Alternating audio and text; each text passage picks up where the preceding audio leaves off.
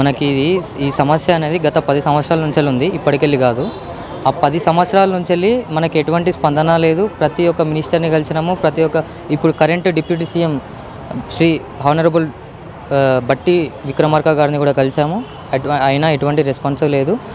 10 సంవత్సరాలు ఇప్పుడు ఏదైతే ఇప్పుడు ఆయుష్ విద్యార్థులకు వస్తున్న స్టైపెండో 2014 ఎంబీబీఎస్ వాళ్ళకి అప్పుడు వచ్చింది. అంటే ఆయుష్ సిస్టమ్ ఒక 10 సంవత్సరాలు వెనుకకే ఉంది, ఒక 1 డికేడ్ అవుతుంది. మనము చూసుకుంటాం 2000 నుంచి 2026 వరకు 26 సంవత్సరాలల్లో 2010 నుంచి 2016 సంవత్సరాలు కేవలం ఒక 2 సార్లు పెంచారు. ఒకటి 2016, 2023 ఆ 2 సార్లు మాత్రమే పెంచారు. అదే ఎంబీబీఎస్ వాళ్ళకి చూసుకుంటే 8 సార్లు పెంచారు. అది 8 సార్లు. అది ఈ విషయంలో ఆయుష్ వాళ్ళకి అన్యాయం జరుగుతుంది. హోమియోపతి కనుక చూసుకుంటే ప్రతి విషయంలోనూ ఐపీడీ డ్యూటీస్ చేస్తారు, OPD, night duties, Sunday duties, emergencies ఇవన్నీ చూస్తున్నారు. అన్నీ చూస్తున్నా కానీ అయినా కానీ అన్నీ పెరుగుతున్నాయి రేట్లు, కానీ ఆయుష్ సిస్టమ్ వాళ్ళ స్టైప్మెంట్ మాత్రం పెరగట్లేదు. 2000 నుంచి 2010 వరకు చూసుకుంటే 219 జీవో ప్రకారం చూసుకున్నా, ఒక 51 జీవో 2007లో రిలీజ్ అయిన జీవో చూసుకున్నా, 2009 77 జీవో చూసుకున్నా, 152 2016లో రిలీజ్ అయిన జీవో చూసుకున్నా, ఏ జీవోలోనైనా క్లియర్గా మెన్షన్ చేసి ఉంటుంది ఎవ్రీ స్టూడెంట్ ఆయుష్ సిస్టమ్ అనేది ఆన్ పార్ విత్ అలోపతి అని ఇవ్వాలని క్లియర్గా జీవోలో మెన్షన్ చేసి ఉంటుంది. అది 2016 వరకు ఇచ్చారు, జరిగింది అన్నీ ఇచ్చారు. కానీ 2016 నుంచి మళ్ళీ రావట్లేదు. అది ఎందుకు రావట్లేదు ఒక్కసారి ప్రభుత్వం ఆలోచించాల్సిందిగా కోరుకుంటున్నాను. మా అభ్యర్థనను కొంచెం స్వీకరించండి, మా ఆవేదనను అర్థం చేసుకోండి కోరుకుంటున్నాను. గవర్నమెంట్ ఇక్కడ ఏ గవర్నమెంట్ బ్లేమ్ చేయట్లేదు. మేము 2023లో కూడా అసెంబ్లీ సాక్షిగా ఇప్పుడు ఎవరైతే డిప్యూటీ సీఎం గారు ఉన్నారో 2023 అసెంబ్లీ సాక్షిగా చెప్పారు ఆన్ పార్ విత్ అలోపతి ఇవ్వండి. ఒక్క సెకండ్ అయితే నా ఆ వీడియో కూడా కొంచెం ప్లే చేస్తాను నేను. స్టూడెంట్స్కి అవుట్సోర్సింగ్ చేసేటువంటి వాళ్ళకి ఏ రకంగా అయితే స్టైఫండ్ ఇస్తూ ఉన్నారో హోమియోపతి, యునాని, ఆయుర్వేదిక్ ఆయుష్లో పనిచేసేటువంటి చదువుకునేటువంటి విద్యార్థులకు కూడా ఆన్ పార్ అలోపతి స్టూడెంట్స్కి ఇచ్చినట్టుగా స్టైఫండ్ ఇచ్చేటట్టుగా ప్రభుత్వం చర్యలు తీసుకోవాల్సిందిగా నేను విజ్ఞప్తి చేస్తా ఉన్నాను. గతంలో ఉండింది అధ్యక్ష, గత 2016 నుంచి ఇది కంటిన్యూ చేయట్లేదు. దయచేసి దాన్ని పరిశీలించి చర్య తీసుకోవాల్సింది కోరుతాం.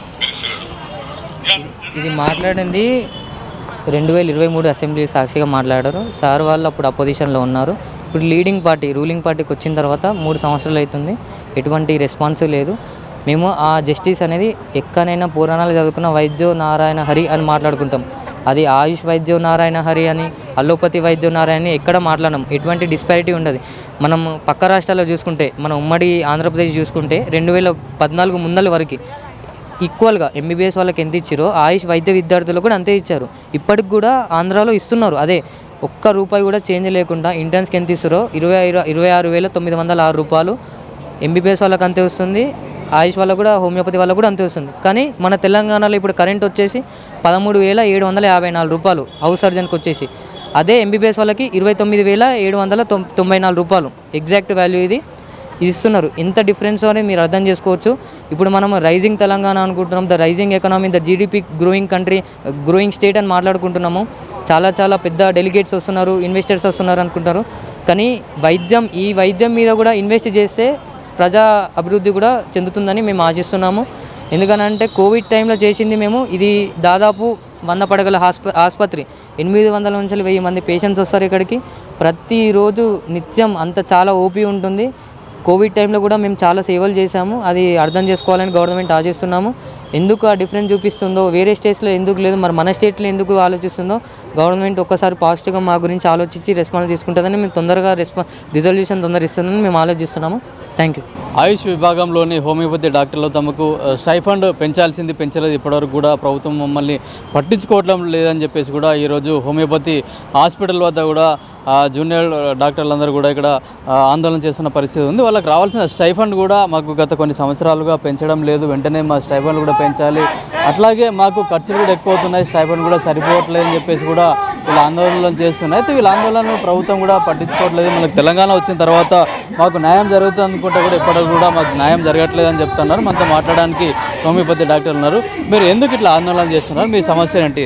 గత 10 సంవత్సరాల నుండి కూడా మేము ఎన్నో రిప్రజెంటేషన్స్ ఇచ్చామండి. జరిగిందండి. సెక్రటేరియట్లో, కమిషనరేట్లో అన్నిట్లో ఎన్నో రిప్రజెంటేషన్స్ ఇచ్చిన తర్వాతే వాళ్ళు మమ్మల్ని వినట్లేదు, పట్టించుకోవట్లేదు అన్నప్పుడే మేము ఇలా ఒక ఆందోళన అనేది చేస్తున్నాము.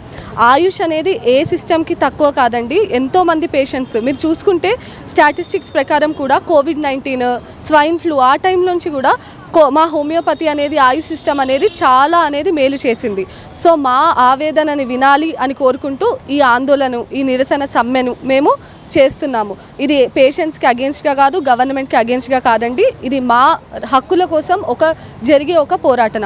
వీళ్ళని చూస్తే వీళ్ళు ఆల్ ఇండియా కోటాలు అంటే వేరే రాష్ట్రాల నుంచి వచ్చారండి. వేరే రాష్ట్రాలలో చూసుకుంటే మీరు 1,00,000 నుంచి 80,000, 60,000 అలా ఉంది స్టైఫండ్. అంతెందుకు మన పక్క రాష్ట్రం ఆంధ్రప్రదేశ్లో 60,000 ఉంది స్టైఫండ్. మాకు వచ్చే స్టైఫండ్ 30,000. సొగానికి సొగం. వీళ్ళు అక్కడ నుంచి ఇక్కడికి వచ్చి ఇంత దూరం వచ్చి తెలంగాణ ఈరోజు రైజింగ్ తెలంగాణ అనుకుంటున్నాం మనం. వాళ్ళు మన మీద నమ్మకం పెట్టుకొని ఇక్కడ వచ్చిన వాళ్ళకి న్యాయం జరగాలని కోరుకుంటున్నాము. అందుకే మీడియా మిత్రులందరూ మాకు సపోర్ట్గా ఉండాలి. మా ఈ నిరసనని మీరు వచ్చి ఎంకరేజ్ చేసి సపోర్ట్ చేసి నలుగురికి తెలియచేయాలని కోరుకుంటున్నాము. मैं लखनऊ से हूँ और मैं ऑल इंडिया कोटा से यहाँ पे आई हूँ और लखनऊ में वहाँ पे पीजी का स्टाइपेंड 90K है. चूँकि वहाँ ब्रांचेस 3 हैं तो हम ऑल इंडिया कोटा के थ्रू बाकी ब्रांचेस के लिए बाकी स्टेट में आते हैं. जितना स्टाइपेंड वो पीजी को यहाँ दे रहे हैं उतना स्टाइपेंड वहाँ इंटर्न को भी नहीं मिलता. हाँ, और तेलंगाना इकलौता स्टेट है सबसे कम स्टाइपेंड देता है इंटर्न्स और पीजीज़ को. तो हमारा डिमांड ये है कि हमें ऑन पर एलोपैथी के अकॉर्डिंगली हमको उतना स्टाइपेंड चाहिए जो 10 साल से उस पर रिवाइज नहीं हुआ है. చెప్పండి, అంటే ఫీజు రియంబర్స్మెంట్ విషయానికి వచ్చేసరికి ఆంధ్రప్రదేశ్లో వాళ్ళు ఇస్తలేరు కదా, నేను ఎందుకు ఇవ్వాలంటున్నారు. అదే మీ స్టైఫండ్కి వచ్చేసరికి ఇక్కడికంటే వాళ్ళకి డబల్ ఉంది అక్కడ. మరి ఎందుకు సీఎం ఎందుకు మాట్లాడట్లేదు మీ గురించి? అదే అండి, ఇప్పుడు 2008లో వచ్చిన జియో ప్రకారం అలోపతితో పాటు మాకు కూడా సేమ్ ఈక్వల్ స్టైఫండ్ ఇవ్వాలని వచ్చింది. సో 2016 వరకు అది కంటిన్యూ అయింది. స్టేట్ బైఫర్కేషన్ అయిన తర్వాత ఏమైందంటే ఆంధ్రప్రదేశ్ వాళ్ళలో కంటిన్యూస్గా వస్తూనే ఉంది వాళ్ళకు. సో అలోపతితో పాటు ఈక్వల్గా వాళ్ళకు ఆయుష్ వాళ్ళకు ఈక్వల్ స్టైఫండ్ వస్తుంది. సో అండ్ ఎవ్రీ 2 ఇయర్స్కి 15% అనేది ఇంక్రిమెంట్ అవుతూ ఉంది. కానీ మన తెలంగాణలో వచ్చేసరికి ఆయుష్ వాళ్ళకు అట్లా జరగట్లేదు. స్టైఫండ్ ఇంక్రీజ్ అయితే లేదు, 15% ఇంక్రీజ్ అయితే లేదు. సో అక్కడి నుంచి 2016లో అయితే ఎంత ఉందో ఇప్పుడు కూడా అదే కంటిన్యూ అవుతుంది. అంటే మేము ఒక డికేడ్ 10 ఇయర్స్ వెనుకబడి ఉన్నాం స్టైఫండ్ పరంగా చూసుకుంటే. అండ్ ఏమైందంటే అప్పుడు ఉన్న తెలంగాణ గవర్నమెంట్ ఇప్పటికీ చాలా డిఫరెన్స్ వచ్చింది, చాలా డెవలప్ అయింది మనది. ఇప్పుడు ఇండియాలో చూసుకుంటే నంబర్ 1 ఆల్మోస్ట్ టాప్ మోస్ట్ స్టేట్లలో ఒక తెలంగాణ ఉంటుంది. ఇంత గ్రో అవుతుంది. కానీ ఆయుష్ విభాగంలో వచ్చేసరికి ఇంత నిర్లక్ష్యం చూపిస్తుంది. ఇంకా అప్పటికి ఇప్పటికి చూసుకుంటే పేషెంట్ల సంఖ్య కూడా గణనీయంగా పెరుగుతుంది. అప్పుడు చాలా పేషెంట్లకు అవగాహన లేకపోతుండే, ఇప్పుడు చాలా అవేర్నెస్ వస్తుంది. ఇప్పుడు మనం చూసుకుంటే ఇప్పుడు దీర్ఘకాలిక సమస్యలు, chronic illnesses, auto immune conditions లాంటి వాటిలో హోమియోపతిలో కానీ ఆయుష్ విభాగంలో కానీ చాలా స్కోప్ ఉందండి. పేషెంట్లకు కూడా చాలా ఎక్కువ అవేర్నెస్ వచ్చి పేషెంట్లు అందరూ ఇక్కడ వస్తున్నారు. అప్పటికి ఇప్పటి చూసుకుంటే కాలేజ్ ఇన్ఫ్రాస్ట్రక్చర్ పెరిగింది. పేషెంట్ రోగుల సుమారుగా రోజుకు 1000 మంది పేషెంట్లు వస్తున్నారు. 100 పడక గది ఐపీ కౌంట్ ఉంటుంది. సో ఇంత ఉన్నా కానీ ఆయుష్ విభాగానికి ఇంత నిర్లక్ష్యం ఎందుకు చేస్తుందని గవర్నమెంట్ మేము ప్రశ్నిస్తున్నాము. గవర్నమెంట్ మాకు ఎగైనిస్ట్ ఉందని చెప్పట్లేదు. గవర్నమెంట్ మా హక్కులని గౌరవించి మాకు కూడా కావాల్సిన సరైన వాళ్ళతో పాటు ఈక్వల్గా ఇవ్వాలని స్టాఫ్ ఇవ్వాలని కోరుకుంటున్నాము. అది ఇది వచ్చే వరకు మేము ఈ సమ్మె అనేది ఇట్లానే కంటిన్యూ చేస్తామని తెలియజేసుకుంటున్నాం. గవర్నమెంట్ కూడా హోమియోపతిని చిన్న చూపు చూస్తుంది, అలోపతిని కూడా ఎక్కువ ఎంకరేజ్ చేస్తుంది. మీరు ఏం చెప్తారు కదా గవర్నమెంట్కి? నా పేరు కృష్ణ చైతన్య. అది నిజమే, ఎందుకంటే 10 ఇయర్స్ నుంచి స్టైపెండ్ ఎన్హాన్స్మెంట్ అనేది లేదు. మేమేమీ ఎక్కువగా అడగట్లేదు. What we deserve, what is on the paper, GO ప్రకారంగా ఎవ్రీ 2 ఇయర్స్ ఏదైతే హైక్ అవ్వాలో అది మాకు కావాలని మేము అడుగుతున్నాము. పట్టించుకోవడం లేదు కాబట్టి ఇన్నాళ్ళ నుంచి 10 ఏళ్ళ నుంచి ఎలా ఉందో అలా నిలకడగానే ఉంది, గ్రోత్ లేదు. అండ్ హోమియోపతి అవేర్నెస్ అనేది జనాల్లో ఎక్కువగా అయింది. సర్వీస్ కూడా we're giving our best and we deserve our rightful stipend. పట్టించుకోవాలి అండ్ స్టైఫెండ్ ఎన్హాన్స్ అవ్వాలని కోరుకుంటున్నాం. సీఎం గారు జెన్జీని ఎంకరేజ్ చేస్తూ అంటున్నారు. మీరు ఆల్రెడీ జెన్జీ డాక్టర్లు ఉన్నారు, మిమ్మల్ని కూడా ఇప్పటివరకు కూడా ఎందుకు పట్టించుకోలేదు అనుకుంటున్నారు? చూడండి, allopathy, Ayurveda, Unani, naturopathy, homeopathy అంటూ వివక్ష అనేది కొంచెం కొద్ది గొప్ప ఉంటుంది. కానీ ఇప్పుడు ప్రజలందరూ కూడా ఇంటిగ్రేటివ్ మెడిసిన్ అనేది చాలా ఇష్టపడుతున్నారు. అలోపతికి ఎంత విలువ ఇస్తున్నారు, ఆయుర్వేద, హోమియోపతి, యునాని, న్యాచురోపతి కూడా అంత విలువ ఇస్తున్నారు. ఇక్కడ కూడా మాకు పేషెంట్స్ ఎక్కువ వస్తే మా సర్వీస్ కూడా మేము ఎక్కువ ఇస్తున్నాము. మేమేమో తగ్గట్టు కాదు, మా డిమాండ్ కూడా మాకు నెరవేర్చాలి కదా. సో అందుకే మేము ఇట్లా సమ్మె దిగాము. అండ్ మా స్టైఫెన్స్ కూడా ఏవైతే జీవోస్ ఉన్నాయో, పెండింగ్ జీవోస్ అవన్నీ కూడా మాకు స్ట్రైక్ తగ్గట్టుగా మాకు మా ఆవేదన పట్టించుకోవాలని కోరుకుంటున్నాము. అదే సేమ్ మాకు కూడా ఎంబీబీఎస్ వాళ్ళకి వచ్చినంత గుర్తింపు మాకు కూడా రావాలి. బికాస్ మేము కూడా చాలామంది పేషెంట్స్ని చూస్తున్నాం ఇక్కడ. We to deserve the best stipend on per with allopathy అనే చెప్తాను. స్టేట్ బైఫర్కేషన్ ముందు లేని డిఫరెన్స్ ఇప్పుడు ఎందుకు ఉంది, అదొక్కటే మెయిన్ క్వశ్చన్. అప్పుడు లేనిది ఇప్పుడు ఎందుకు, అండ్ అన్ని స్టేట్స్లో తెలంగాణ ఎందుకు తక్కువ, అదొక్క క్వశ్చన్ గవర్నమెంట్ని మేము అడగాలనుకుంటున్నాం. ఆ డిఫరెన్స్, ఆ డిస్క్రిమినేషన్ తగ్గించాలని మేము కోరుకుంటున్నాం. ఆల్రెడీ ఏపీలో కూడా మీకు ఇచ్చేదానికంటే కూడా డబుల్గా ఉంది, మరి ఇక్కడ మాత్రం చాలా తక్కువగా ఉంది. ఆ జీవో ప్రకారంగా ఏపీ వాళ్ళు ఎవ్రీ 2 years పెంచుకుంటూ వచ్చారు, బట్ ఇప్పుడు మన దగ్గర పెరగట్లేదు. 2016 నుంచి మేము స్ట్రైక్ చేస్తే ఒక 15% పెరుగుతుంది, స్ట్రైక్ చేయకపోతే అది కూడా లేదు. ఎందుకు ఈ డిస్క్రిమినేషన్ ఓన్లీ తెలంగాణలోనే ఎందుకు? టాప్ 10 జీడిపి స్టేట్ అంటారు కదా తెలంగాణలో, మరి తెలంగాణలోనే ఎందుకు ఈ డిస్క్రిమినేషన్? అయితే తమిళనాడు నుంచి వచ్చిన స్టూడెంట్ కూడా ఉన్నారు. అక్కడ ఎంత ఇస్తున్నారు, తమిళనాడులో ఎంత ఇస్తున్నారు, ఇక్కడ ఎంత ఉంది తెలంగాణలో? When I'm working as an intern in my college, it was 26,500 something.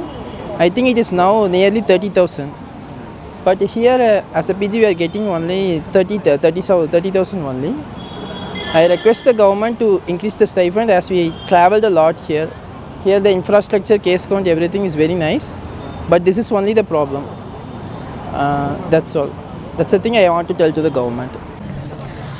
ఇక్కడ మేము ఈరోజు గ్యాదర్ అయ్యి స్ట్రైక్ చేస్తున్న కారణం కూడా అదే, మాకు సరైన స్టైఫండ్ సమానంగా ఇవ్వట్లేదు. అండ్ తెలంగాణ రైజింగ్ స్టేట్, ఎందరో చాలామంది వేరే స్టేట్స్ నుంచి ఇక్కడికి హోప్స్తోని మంచి ఫ్యూచర్ కోసం ఇక్కడికి వస్తారు, కానీ ఇక్కడేమో అన్ని స్టేట్స్తో కంపేర్ చేస్తే చాలా తక్కువ స్టైపెండ్ ఉంటుంది. మేము మా డిమాండ్ అనేది సింపుల్, మాకు స్టైపెండ్ పెంచాలి, మా fair enhancement for hour respect. మా దాంట్లో కూడా చాలామంది పెళ్ళైన వాళ్ళు ఉన్నారు, పిల్లలు ఉన్న వాళ్ళు కూడా ఉన్నారు. సో వాళ్ళ ఫ్యామిలీస్ రన్ చేసుకోవాలి అంటే మినిమం బేసిక్ నీడ్స్ ఉండడానికి కూడా తగిన అమౌంట్ ఇవ్వట్లే.